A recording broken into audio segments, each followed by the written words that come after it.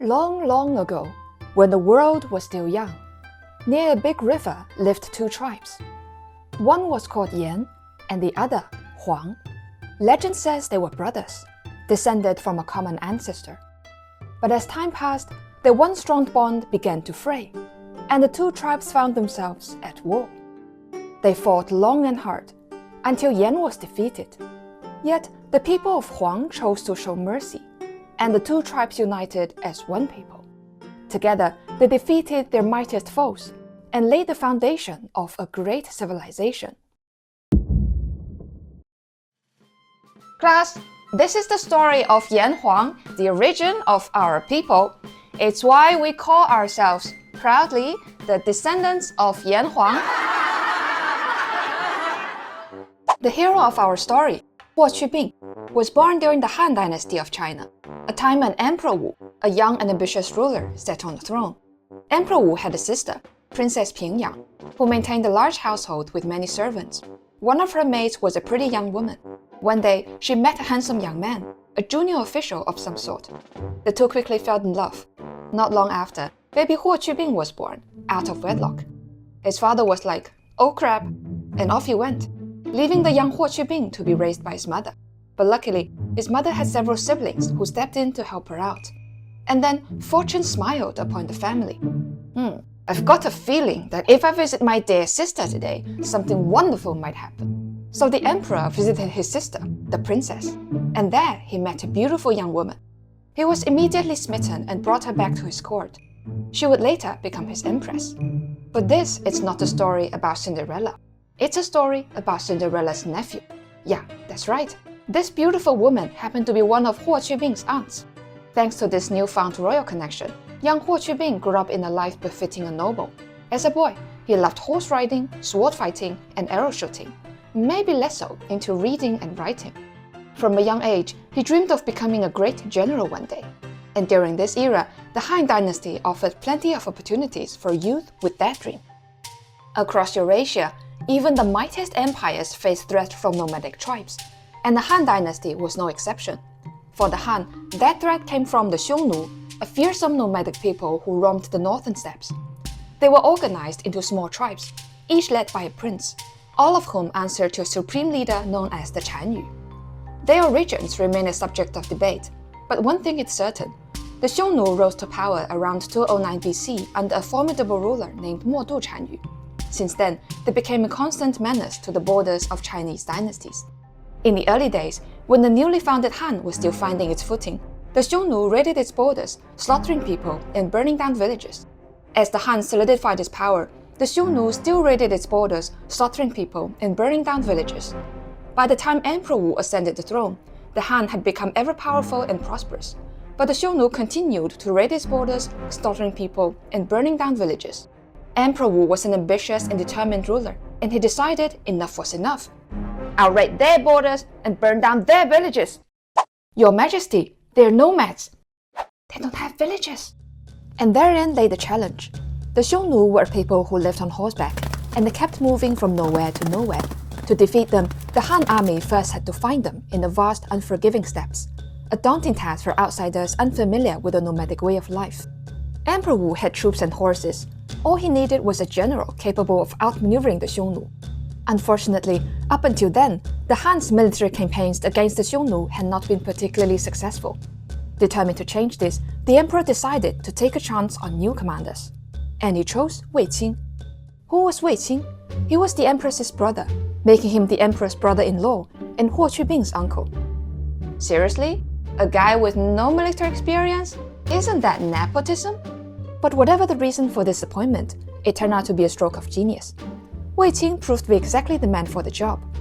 Over the next few years, he delivered one victory after another, inflicting heavy casualties on the Xiongnu. One of his greatest achievements was the reclamation of the long-lost Hetao region, a place full of fertile grasslands perfect for breeding more horses. And more horses meant big wars. But Wei Qing was just one man. Wouldn't it be great if there were another brilliant general?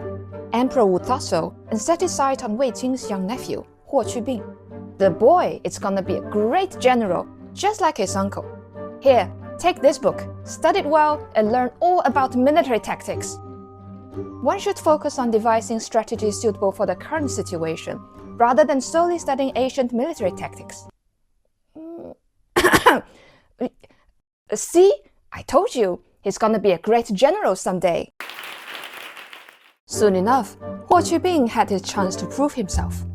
In 123 BC, Emperor Wu assembled a large army for yet another campaign against the Xiongnu, with Wei Qing leading the charge. Huo Qubing, now 17 years old, served as a captain under his uncle. Listen, it's your first time in battle. Stay back and keep yourself safe. Understand? Huo Qubing didn't want to stay behind. Instead, he led his detachment of 800 men away from the main force, seeking his own fight. A daring move for a young man with little military experience. Not long after, he encountered an enemy force led by the Chan Yu's own great-uncle, a seasoned commander with lots of military experience. But this time, experience was no match for genius. In his first battle, Huo Qubing decisively crushed the enemy. When the news reached the capital, Emperor Wu was deeply impressed. As a reward, he bestowed upon Huo Qubing the title Guanjun, a term meant to symbolize his unparalleled courage. But the word would later be redefined by Huo Qubing's remarkable deeds. Today, Guanjun in Chinese refers to someone who excels above all others. For example, a champion. As the young Huo Qubing proved his worth, Emperor Wu set his sights on even greater ambitions. By that time, the Han had learned of a vast, uncharted world to the west, and they were eager to establish connections. However, there was only one viable passage back then, the Hexi Corridor, and it was in the hands of the Xiongnu. But for Emperor Wu, a problem solvable by swords was no problem at all.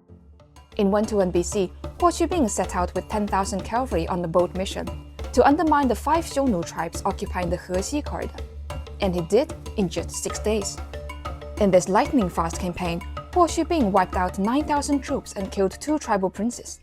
The remaining tribes fared no better.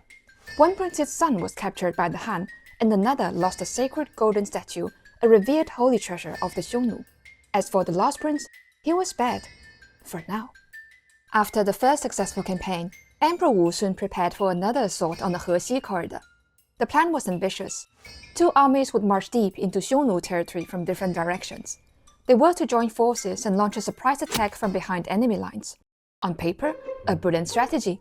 In reality, things went wrong. Huo Qubing and his 10,000 cavalry made it to the meeting point, but the second army got lost and never showed up. He now faced a critical decision: retreat or press on, alone.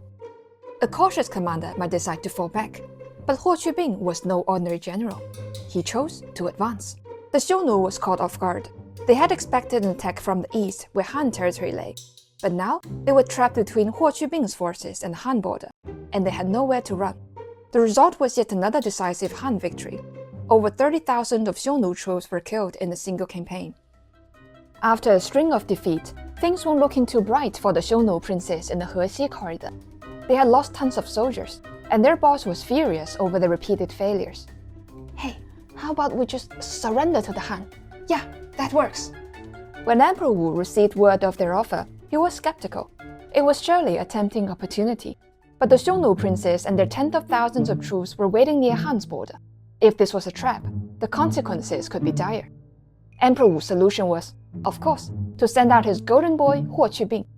But when the Xiongnu troops spotted Huo Qubing's banner, they panicked. Then they rioted. And then they were immediately subdued. Once order was restored, those surrendering soldiers were resettled into Han territory. With the Hexi Corridor now fully under Han control, a new road opened up, connecting the east and the west. On this road, trade flourished, ideas spread, cultures collided, and the world was forever changed. The Silk Road? The Silk Road. Is that what they're calling it? Those ignorant Westerners. By this point, the Chan Yu had moved his court to the north of the Gobi Desert, hoping the distance would keep the Han forces at bay. There's no way that the Han would cross the entire desert just to hunt me down. Meanwhile, Emperor Wu was laser-focused on one thing: horses. More horses, more horses! We need all the horses to cross the desert and hunt them down. His efforts paid off. The Han assembled an unprecedented force of 100,000 cavalry. Half of them were entrusted to Wei Qing, who was tasked with defeating the Tuki Prince of the Left, one of the most powerful Xiongnu leaders. The other half went to Huo Qubing, whose mission was none other than taking down the Chan Yu himself. But due to false intelligence, it was Wei Qing who ended up encountering the Chan Yu. The Xiongnu had hoped that the Han forces would be exhausted after the march across the desert, but after one day's hard battle, it was the Han that eventually gained the upper hand. Seeing this, the Chan Yu abandoned his army and fled. Wei Qing sent out troops to chase him, but they found something else instead. A town, built by Xiongnu? How convenient! Burn it down! On the other front, Huo Qubing faced the Tokyo Prince of the Left in battle. It ended in a swift and decisive Han victory. The remnants of the Xiongnu forces fled further north. As Huo Qubing pressed on in pursuit, he passed by the Kenti Mountains, a sacred site for the Xiongnu. Sacred mountains? Worshipped by the Xiongnu? How convenient! Let their gods witness our victory! Right there, he performed the Han ritual to commemorate their triumph over the Xiongnu. Afterwards, Huo Qubing continued his advance all the way to Lake Baikal, where he crushed the remaining Xiongnu forces. This campaign cost the Xiongnu over 70,000 troops. It took place in 119 BC, when Huo Qubing was just 21 years old. Wow, we've already wiped out hundreds of thousands of their troops. Isn't it time to enjoy life? But Huo Qubing replied, enjoy life? No, not until we destroy them completely. But fate had other plans. 2 years later, Huo Qubing suddenly died at the young age of 23. Stricken with grief, Emperor Wu ordered the construction of a grand tomb to honor the young champion who had once ridden through the Hexi Corridor. Yet, the Han's ambition for expansion did not end with him. They soon set sights on their other neighbors, like those in the west, south, and east. As for the Xiongnu, they were left severely weakened. Over time, they split into two factions, the Southern Xiongnu and the Northern Xiongnu. The Southern Xiongnu chose to submit to the Han, becoming a tributary state and assimilating into Chinese society.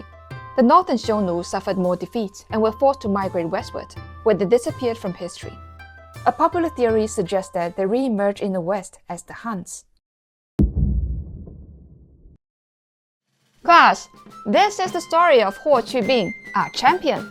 His name endures to this day and shall live on into the future, because we, the descendants of Yan Huang, are not a forgetful people.